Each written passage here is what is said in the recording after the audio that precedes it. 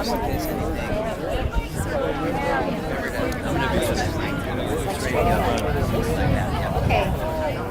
Hey, thanks everybody for coming. I'm going to ask you to take your seats and we'll get going here. Well, first of all, I want to thank you all so much for coming today. This is a really big day for the museum. I look out into the crowd and I see nothing but friendly faces and people who have been involved in this project since the very beginning. It is a huge endeavor and we are finally there. I really want to welcome everyone for coming. You know, many years ago, Gary Brown, one of the founders of the museum, had this vision for the National Conservation Legacy Center to be here in Missoula, Montana. And it's been a long time in coming. A lot of hard work has gone into this. Many of you have contributed to all of that hard work, and for that, we really thank you and welcome you here. One of the things that's really unique about this project is that being the National Museum of Forest Service History, we are the parent organization for this project. We're a nonprofit organization. We do work very closely with our partner, the U.S. Forest Service, as well as many others. And, you know, we really wanted this project to be special and unique, not only in the stories that we'll be telling in the building, but we wanted the building itself to be special and to be a story in and of itself to help people understand the forest products industry, the products that they manufacture, and the new wave of energy efficient and environmentally friendly products in mass timber. So about 4 years ago, we embarked on a journey to find the perfect architect to help us with this project. We wanted someone that understood our vision, that specialized in mass timber, and boy, were we lucky. We were able to get one of the most renowned mass timber architects in the world, I would say. He wouldn't, but I would. And so I would like to introduce you to the vision behind the building, our architect, Tom Chung, from Lears Weinzappel Associates.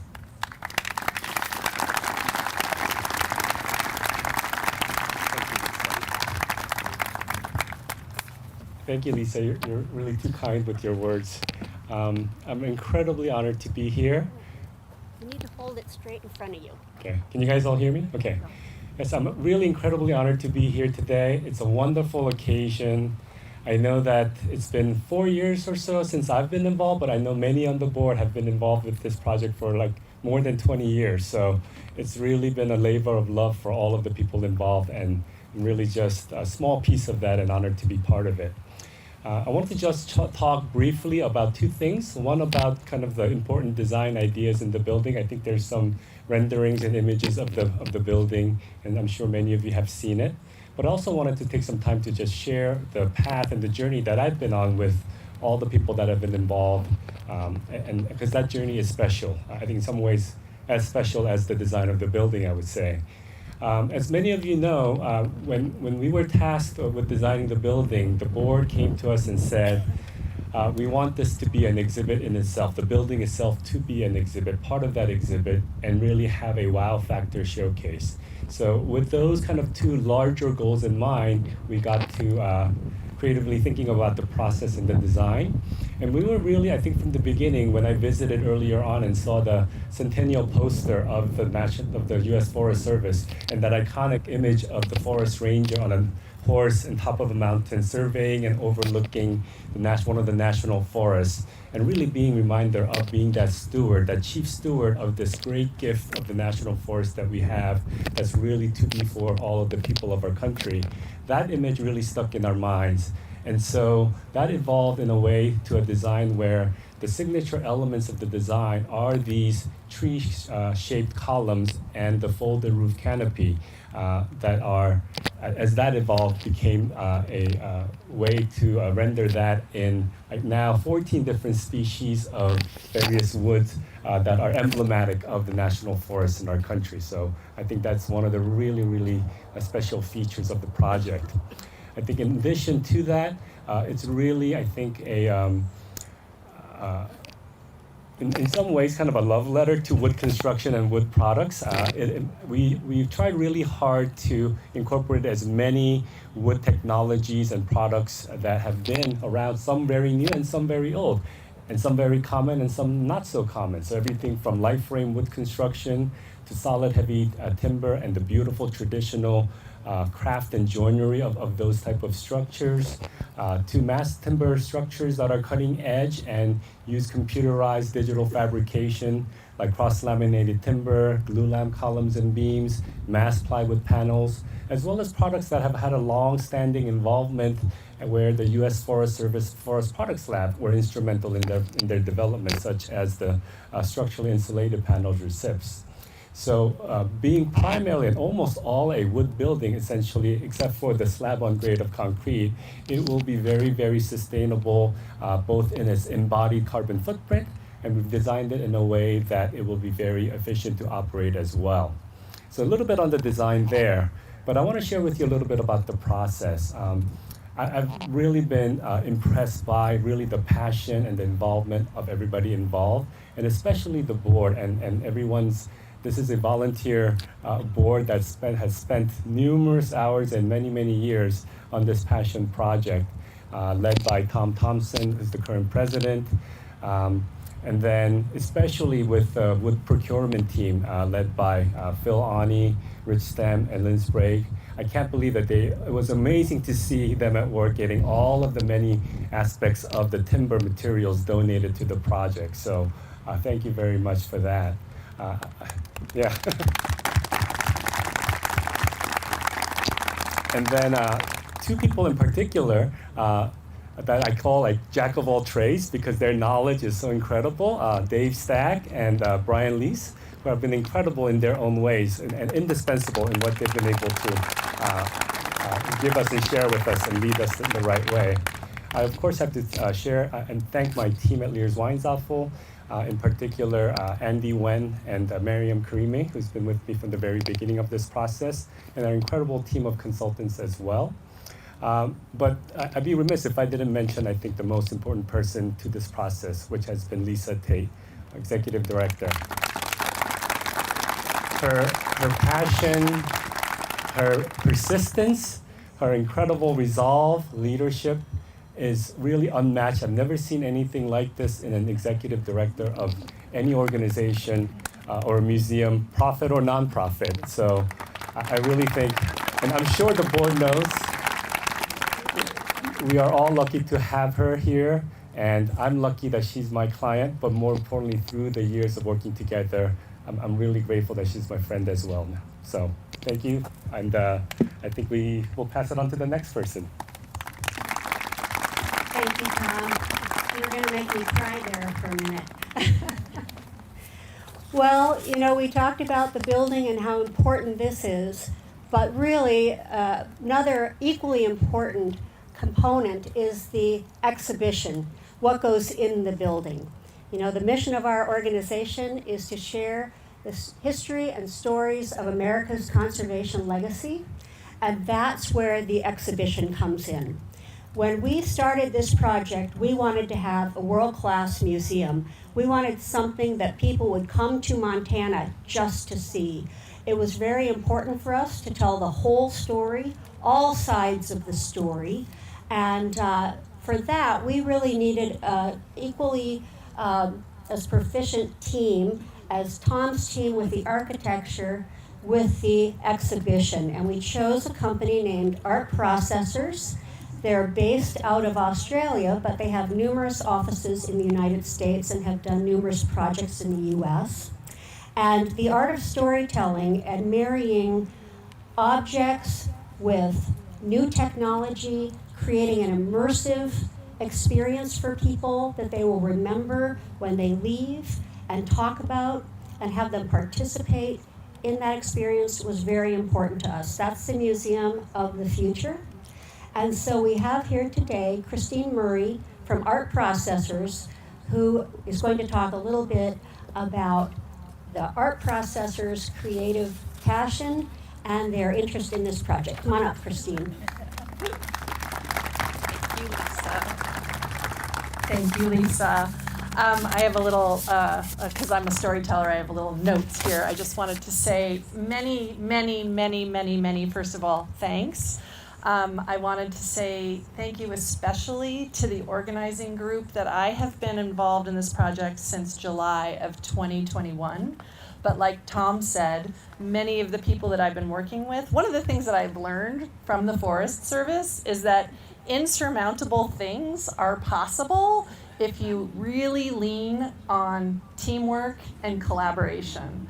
And that was sort of the key to our experience with being involved in the Conservation Legacy Center so far. So we are what we call a holistic experience design studio. So we marry story, technology, place, and people to create immersive experiences. And the power of immersive storytelling is really that it puts the visitor in the middle of everything. And that really eliminates any kind of them, us, or other, and instead makes it about all of us. And so that was really what we were excited about with the museum here, was that was something from the jump that everybody was really interested in, that connection between past, present, and future, and the people and the land. And that was really our North Star through the whole process. So if you can imagine, I know it sort of all sounds very conceptual, so this beautiful building will exist, and then if you can imagine walking inside of it into what we think of as a forest of stories. And they are everywhere around you, everywhere to explore, and there are all kinds of different ways to learn about those stories. There is a giant digital wall that shows glorious landscapes from around the country of our public lands.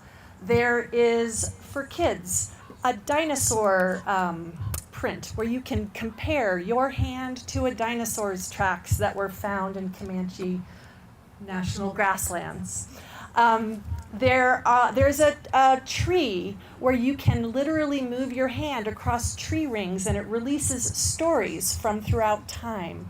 So we have all of these different ways of meeting people where they are, all different kinds of ways of connecting with different kinds of learners, young to grandparents to grandchildren.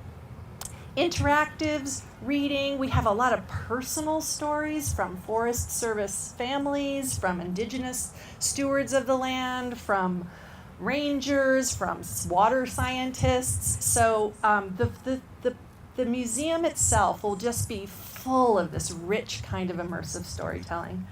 And in order to get there, because there's a 1,000 million stories you could tell, I worked with this incredible team that was so generous in sharing their knowledge. And so I just wanted to shout out all of their names. It's going to take me a minute here because there were quite a lot of people. First of all, Lisa Tate, extraordinaire. Tom Peterson, James Wall, Dave Stack. These were kind of like the core people that we were doing a lot of logistics stuff with. And then our board members, who were all volunteers and who gave so much of their time over this 3-year process of really culling down all the stories that we were going to put inside the museum and then figuring out how we were going to tell those stories. So Liz, Dale, Dave Stanky, Lynn, Fred, Andy Mason, John Stephenson, but most of all, Tom Thompson, who was hand in hand there, chose every story, fought every fight for the best stories to be in that museum.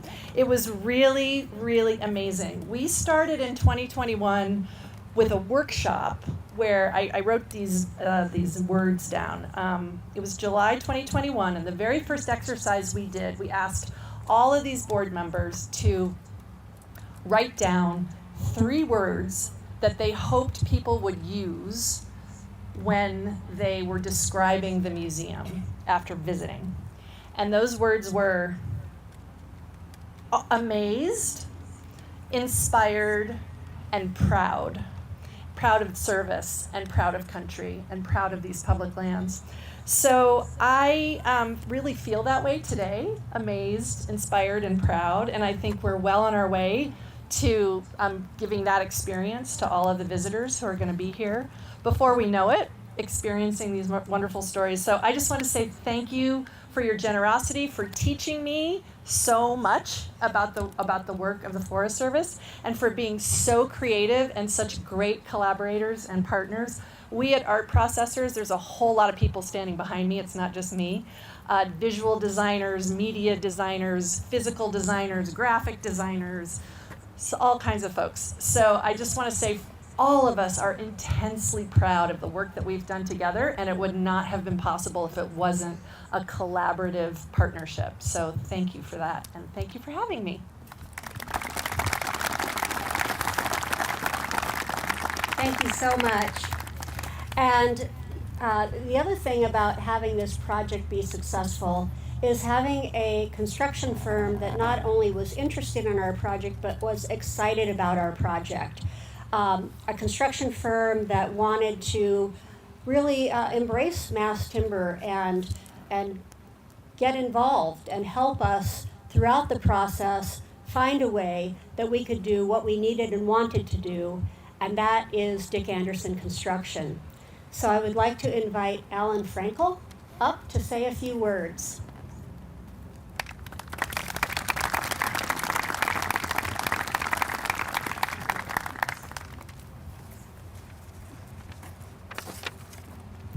Thanks, Lisa. First, I'd just like to say, wow, what a great turnout here today. It's a wonderful day. It's very exciting for all of us. Again, I'm Alan Frankel with Dick Anderson Construction, and I'm here to represent the amazing team of construction men and women that are going to turn this project into a reality for the foundation, for the board, and the designers and everybody else who has long awaited this facility. I'd like to start by sharing a story with you today. In 2010, our company was awarded a contract to rehabilitate the Dominion Creek Railroad Trestle. The Dominion Creek train trestle is along the old Great Northern Railway, near where the Hiawatha Trail starts here in western Montana. The trestle was built in the early 1900s. One of the first things we had to do is remove the ballast and the concrete ballast tubs from the top of the trestle. And what we found is on each one of these sections of concrete, there's a date etched in the concrete from the day that they placed it. So on August 10th, 2010, we uncovered and removed the very first section of the concrete ballast sections. The date scratched into that ballast section was 8/10/10. How serendipitous was that? Exactly 100 years to the day, we removed the section that was placed there. So you may say, well, what a great story, but how does that have any relevance to what we're here for today? For me personally, this event sent me down a path of uncovering the history of that train trestle and the railroad. What I stumbled upon was an amazing story of what happened that exact same day that we removed that first section of concrete. August 10th, 1910. It was the first day the first fire started in that area. 10 days later, that fire, among many others, erupted into the most, or at least one of the most significant fire events that happened in our history, the 1910 fires. That fire had a significant role in shaping the Forest Service as we know it today, and the forest lands conservation legacy that we're here to celebrate today. Projects like the National Museum of Forest Service History are the types of projects that truly define builders. This groundbreaking is not about the beginning of bricks and mortar construction. It's about the beginning of the preservation of our history and the conservation of our public forest lands. Today, we're breaking ground on a facility that will be enjoyed by our families, friends, community members, and visitors from throughout our great nation. To be part of the amazing team that will bring to life this facility that will be enjoyed by the public for generations to come makes us very excited and extremely proud. We sincerely thank you all for being here today and look forward to a ribbon cutting in the near future with you all. Thank you. Thank you so much. And I can say that in the time that we have worked with Dick Anderson Construction, they have been a fabulous team of professionals, and it's been a really joyful experience. So next we have Dave Strohmeyer, who I've asked to speak because of our partnership with Missoula County. They have been supportive of this project for decades and really appreciate their support, but also would like to have them talk about their interest in the project. So Dave?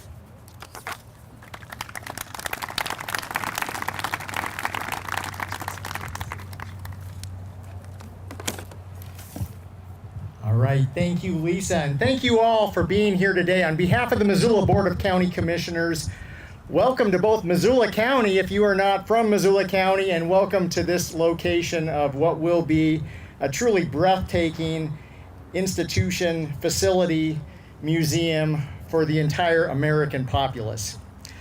So as part of a little bit of level setting, I want to think about the history of conservation in the United States in America. This place where we are located today, the history of conservation here stretches back actually to time immemorial, to the receding waters of glacial Lake Missoula, when the indigenous peoples of this place were the land managers, were the stewards here. Fast forward centuries, millennia, to the first decade of the 20th century and the arrival of the U.S. Forest Service, and the defining role that the U.S. Forest Service has played in the history of both cultural history and environmental history and conservation in this country. It's a complex story. It's a story of great successes, of colossal failures at times, but of an evolving sense and understanding of what it means to conserve resources, public resources in this country, to the benefit of the greatest number of people, and also of being land stewards, model land stewards for this nation.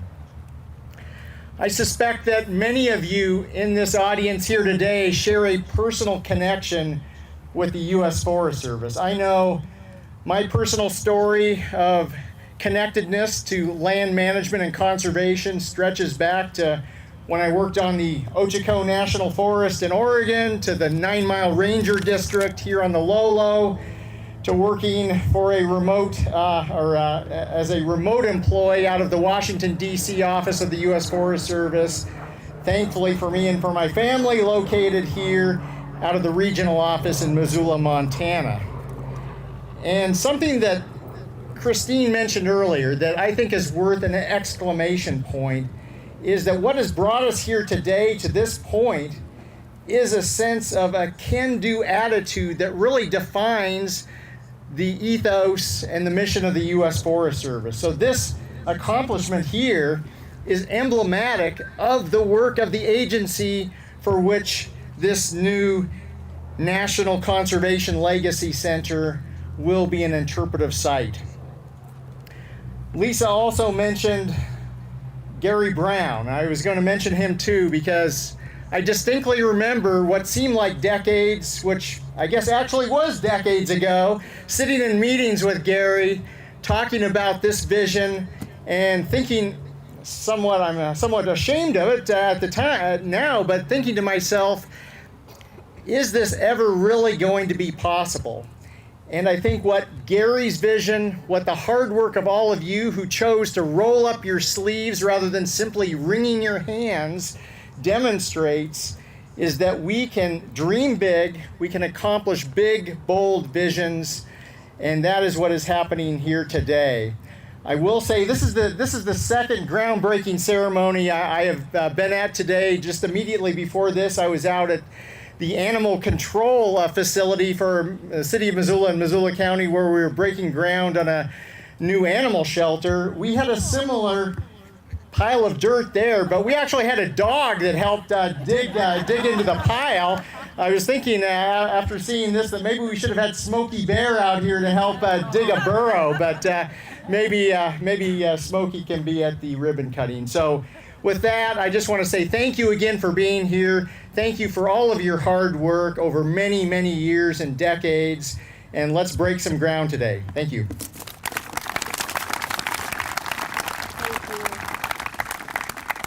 Thank you, Dave. There are a couple of other individuals that have really helped contribute to this project. They couldn't be here today, but we do have representatives from both Senator Tester and Senator Daines' office. They offered bipartisan support for this project, to which we will be forever grateful. So I'd like to start by introducing Arthur Pettit from Senator Daines' office.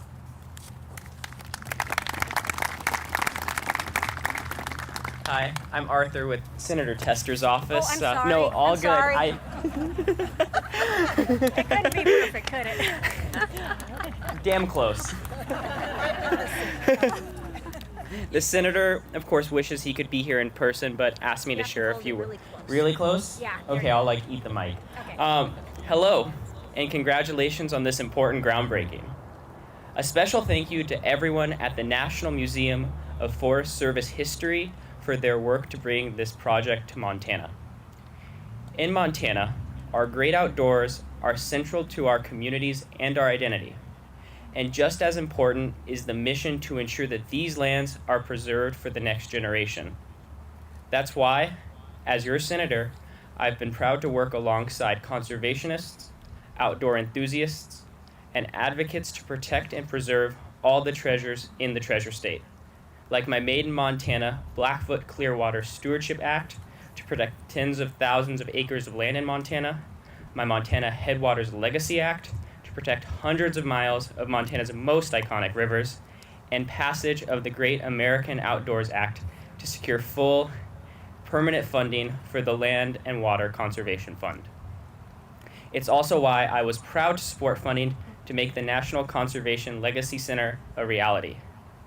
Our conservation stories are a vital part of our nation's history and serve as an important guidebook to help us shape the path forward. This state-of-the-art museum is going to be a valuable addition to Missoula and will help ensure all Montanans understand the hard work and dedication behind the breathtaking land and waters we enjoy. So congratulations and enjoy the celebration. I look forward to seeing all this project will do for Missoula and Montana. Thank you, and please know my door is always open. Thank you, Arthur. And now I would like to introduce Kristen Kukin from Senator Tester. No, just kidding. From Senator Daines' office. Thank you for being here. Thank you. A little switcheroo today. Dear friends, thank you for the opportunity to share a few words with you all as we gather to celebrate this groundbreaking ceremony of the National Conservation Legacy Center right here in Missoula. This momentous occasion marks the beginning of a visionary project. It will stand as a testament to our nation's enduring commitment to conservation and stewardship. Since its establishment in 1905, the U.S. Forest Service has been at the forefront of America's conservation efforts. Yet until now, there has been no central repository to showcase vital pieces of history, preserve significant artifacts to honor the many individuals and stories that have shaped our approach to conservation.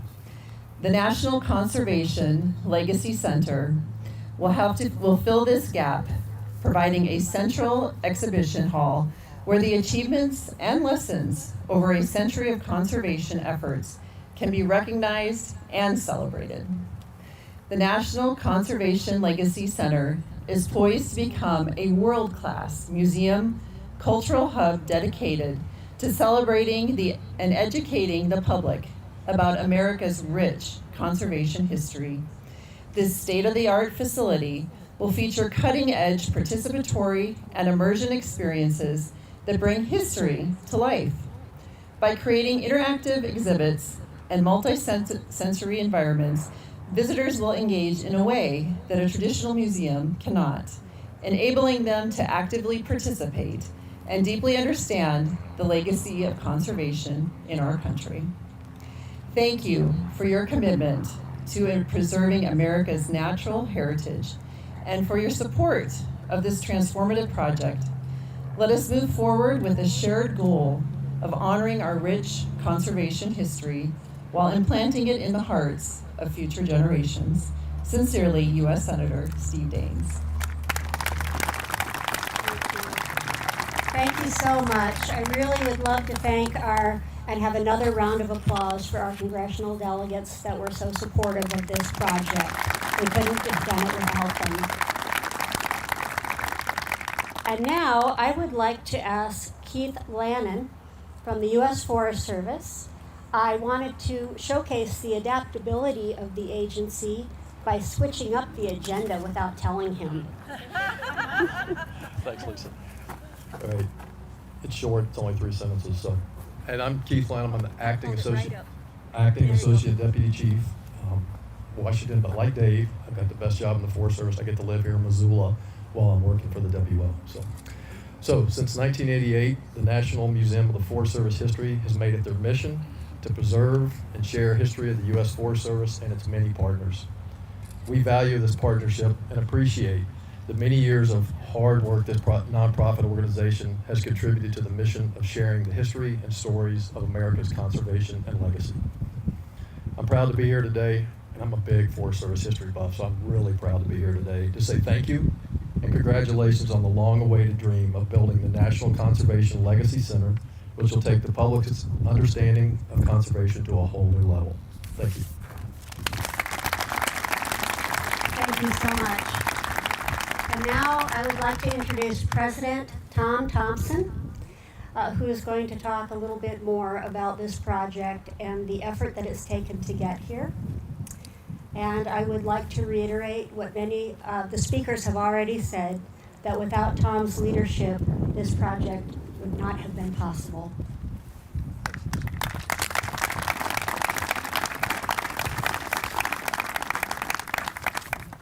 Thanks, Lisa. Not long ago, I was told that when you're using this mic, you got to pretend like it's a bottle of beer. And that's so some of these folks haven't had practice in that, but you can notice I'm going to be really good at it. As we close out this beginning of the groundbreaking for this building that we've been working so hard for, I'd just like to say what a wonderful day.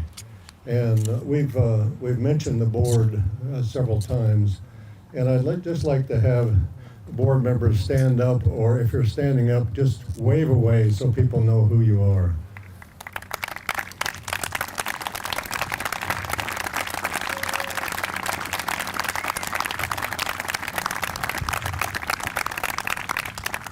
What a great group of people this is.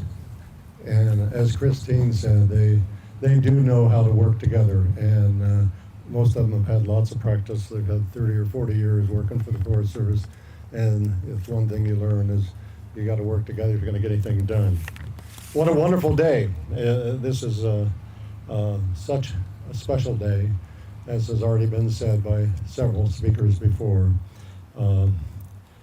It's a day that we envisioned many years ago, but it really wasn't ready to happen until today. This day happened because of you. It happened because so many people believed in it and were willing to roll up their sleeves and help make it happen. As Gary Brown probably would have said, nothing comes easy. You guys in the Forest Service have got to learn from the state forester that this is important to do and you need to do it. And he kept that message going. So in honor of Gary, we're so indebted to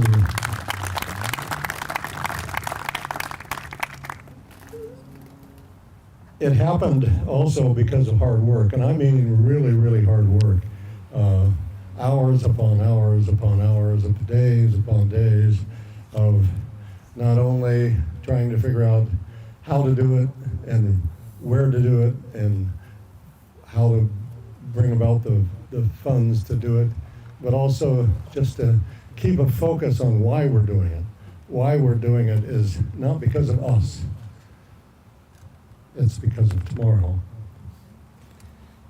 It happened because of a vision and perspective, patience and persistence, and persistence, and persistence, and persistence. and patience as more and more of that. It happened because so many donors were willing to step forward and to help us. Over half of the funds that we raised comes from Forest Service retirees. And that is, in my mind, just an amazing statistic.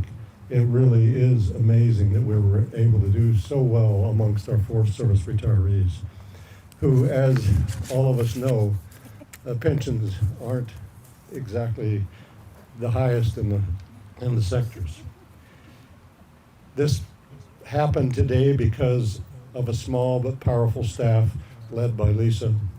They worked hard for the last 6 or 7 years leading the charge, and it really takes push to keep a group of volunteers focused on the important things that need to be done. It happened, I think, also because most of us that are involved with it realized if it doesn't happen now, it likely will never happen.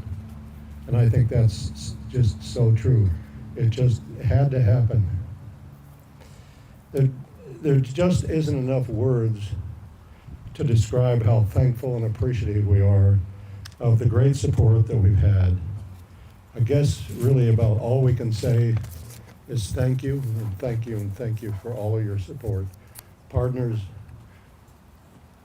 members, people who just have come together to say this is so important for this agency, for the United States Forest Service, to have a place to celebrate, to have a place to remember, to have a place to learn, and to have a place to really focus on all the good work that's been going on for the last 120 some years plus.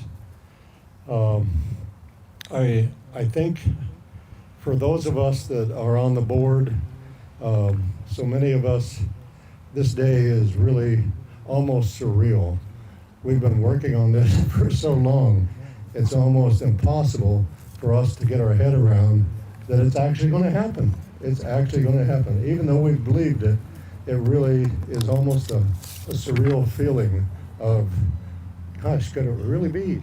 Could it really be? It is.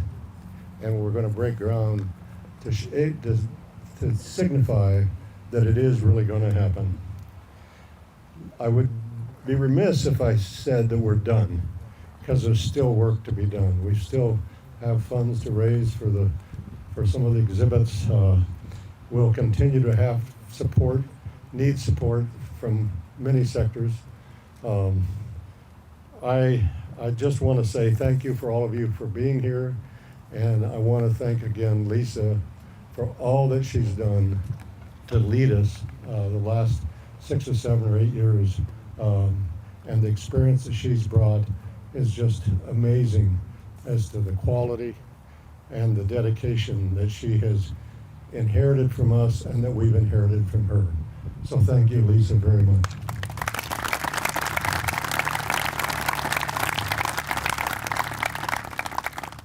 And with that, let's get some dirt dug. I wanted to say one last thing before we grab the shovels. Tom talked about inheritance, and I wanted to say that thanks to these folks right here, I inherited the work ethic and the can-do attitude. So thanks, Mom and Dad.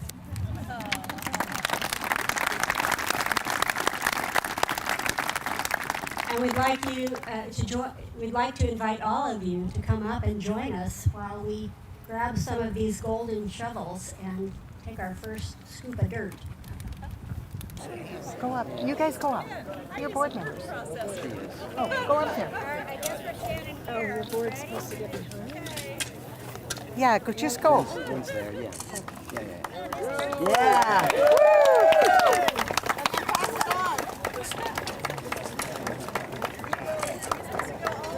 Yeah, then pass it on to the board member then. Yeah. Someone else might have a Oh, you can smell that dirt in the air. That'll be in the air from now for another year. Yep, that's okay. Okay, that's right. Whew. Yeah, big time. Marshal Forces, let's get you for a big skill shot here. Everybody line in. Oh, there, I know this guy. You want to take one with my phone? Sure. I was going to ask if you wanted. We all need that skill, so Get in together. get in tight. A little tighter on here. Close. Hugs and kisses, everybody. I can't. You don't actually need to dig with this. It's Just hard look to see good. just because it's on, but then this is the one you push. Just look happy. That's what we need. Wait, there's more people. Okay, hold on. No, but my glasses are so dark. Get close, get close. Yeah, get close. Pretend that you like it. Get close, closer, closer, closer. There we go. Man, I tell On ya. the count of 3. 1, 2, 3. Woohoo! Okay. I don't know what. Happy? Oh, I know. It's just.